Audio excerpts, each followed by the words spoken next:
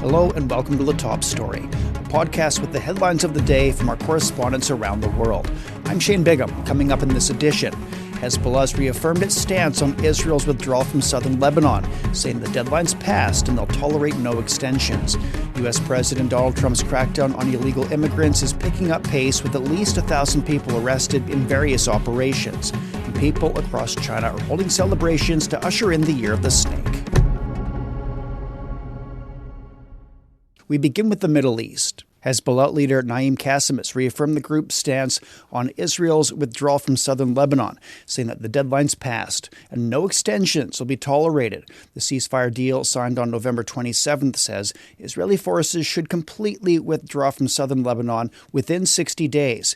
Qassem adds that Hezbollah has the right to act against continued occupation. Sarah Aldertsi has more from Beirut. Hezbollah Secretary General Naim Qassem emphasized that there is no justification for Israel not withdrawing from southern Lebanon after the expiration of the 60-day deadline and the resistance full commitment to the ceasefire agreement, stressing the right of the resistance to act as it deems appropriate regarding the form, nature, and timing of the confrontation. The speech came after the expiration of the 60-day deadline for completing the Israeli withdrawal from southern Lebanon. Israel must withdraw because the 60 days have passed. We do not accept any justification for extending the deadline for one moment. We do not accept extending the deadline. Israel must withdraw. This is its responsibility and the responsibility of the international community. Any repercussions that result from a delay in withdrawal are the responsibility of the United Nations, America, France and Israel. Some political analysts believe that with the White House announcement on the extended deadline for Israeli troops to depart southern Lebanon until February 18th is almost certain, despite the Lebanese rejection, whether at the state level or with Hezbollah, and that it is a threat to the implementation of UN Resolution 1701, which aims to end hostilities between Hezbollah and Israel. The ceasefire agreement has been completed, but the withdrawal deadline is being extended.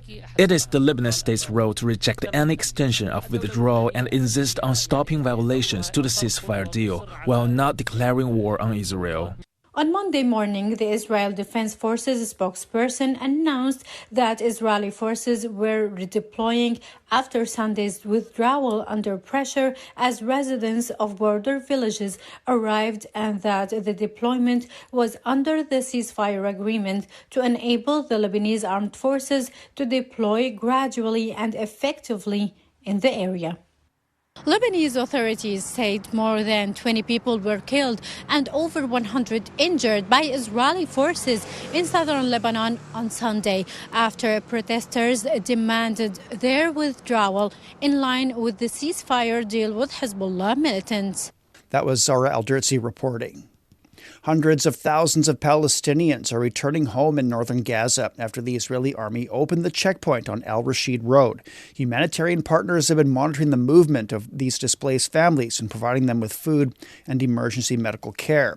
According to official reports, more than 200,000 people have returned from southern Gaza to the north, but many Palestinians are anxious about what might remain amidst the bombed-out ruins. Rami Almagari has more. Hundreds of thousands of Palestinians have walked down actually since the early morning towards the Gaza City and northern Gaza Strip. And this was a challenge for them because the road from the central Gaza Strip, a Rashid Road, Coastal Road, towards Gaza City was very long and unpaved, at all unpaved. Holes in the road, destruction, every part of the road there is a destruction.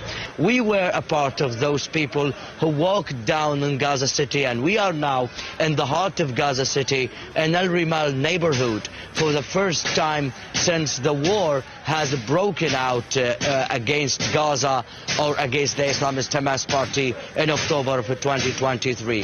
So the road was very difficult for the population, especially for women and children. And despite these difficulties and hardships during the walk down towards Gaza and northern Gaza Strip, we can say that this is a remarkable moment for the Palestinians who have been forcibly displaced from homes, from towns in northern Gaza Strip, neighborhoods in Gaza City.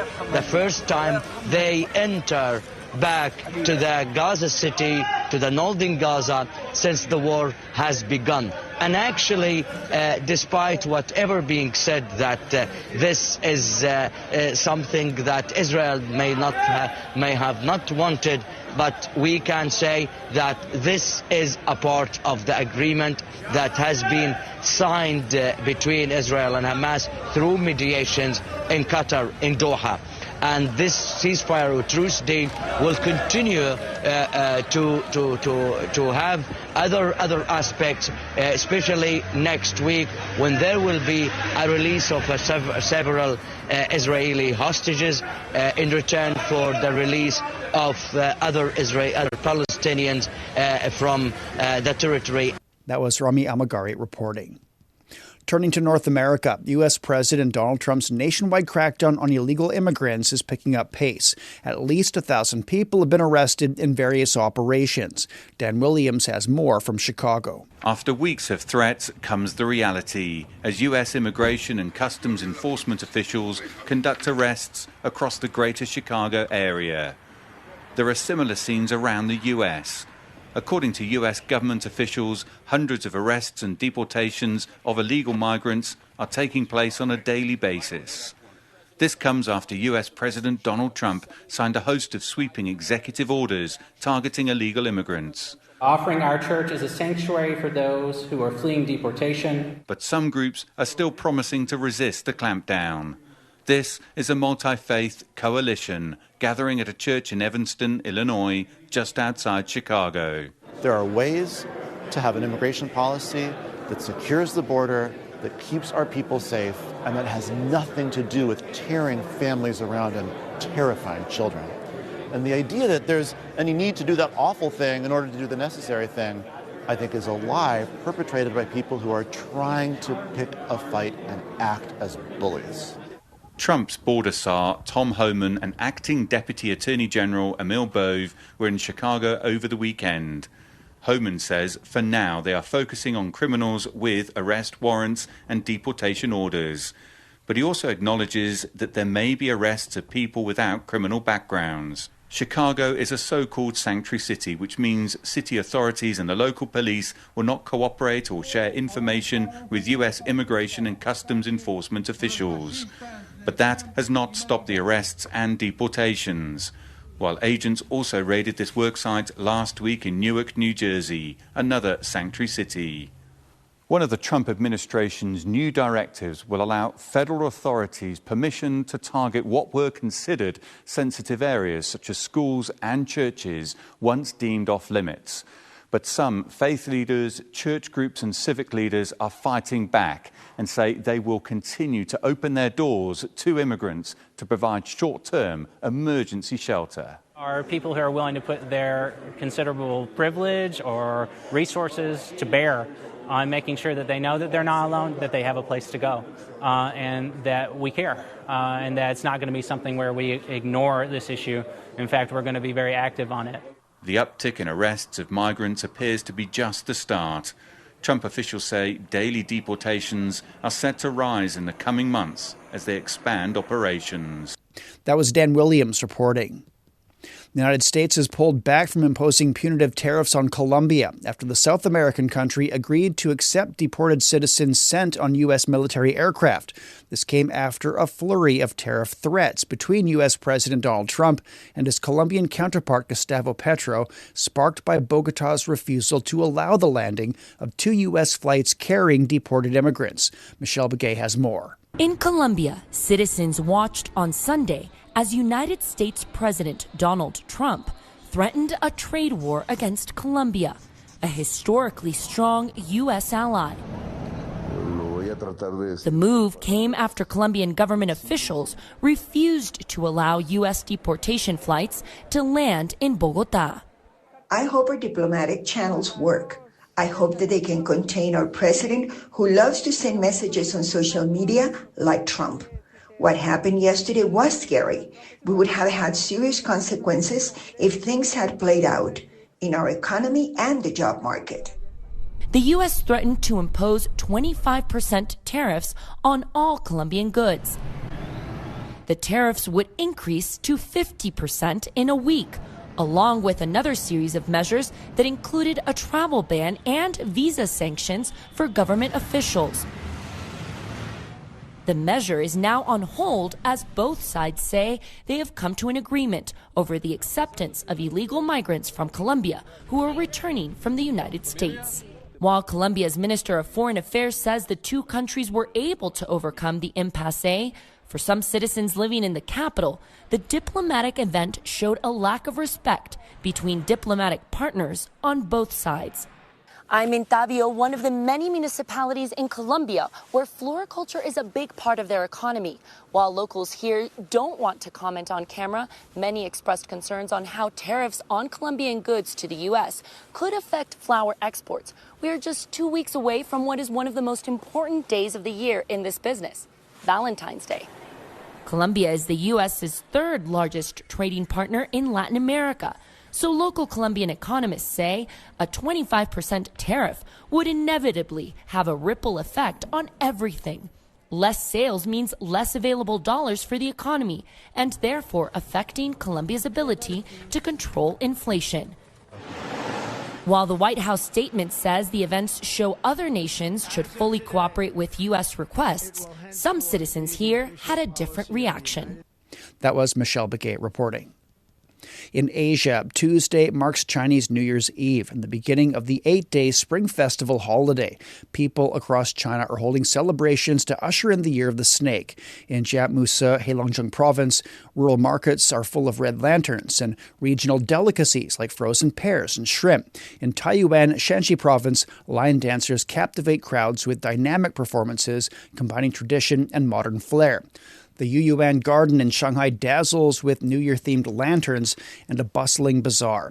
People in Sichuan Province, known for its panda conservation and spicy cuisine, celebrate the New Year by holding a special reunion feast. Xu Xinchen has more from Chengdu. It's not just one meal, but a multi-day celebration of food and togetherness. One of the traditions here is the Baba Yan, a massive feast for hundreds of people. And the table is full of flavor from hot sizzling dishes to snacks. And this kind of event is held by local community to bring people together. It's not just about the food. It's also about experiencing traditions and customs and sharing festive moments together. It's a celebration of the old and new and making the new year truly special. That was Xu Xinchen reporting.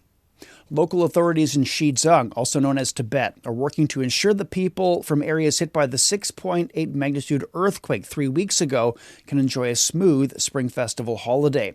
Yang Jinghao visited Dingra County, the epicenter of the quake, to find out more. This remote region, Dingzhi County in Xizang Autonomous Region, experienced a powerful earthquake 3 weeks ago, causing significant damages and losses.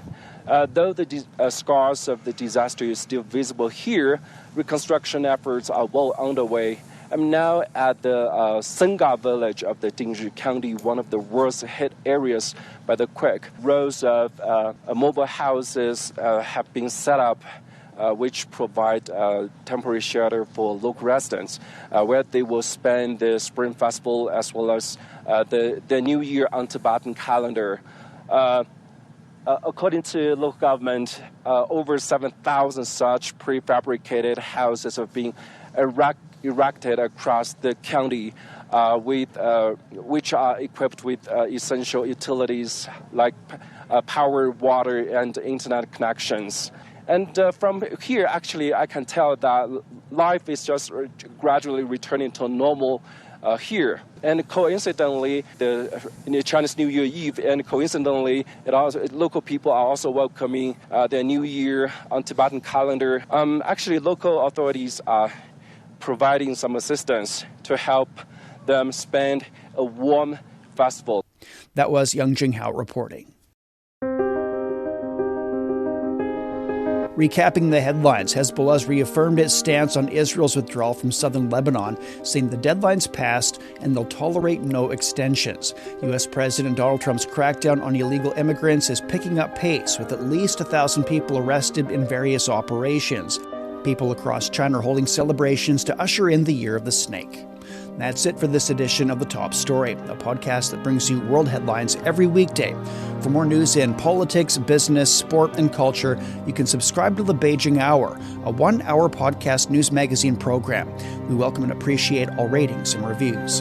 I'm Shane Bigham. Thanks for listening.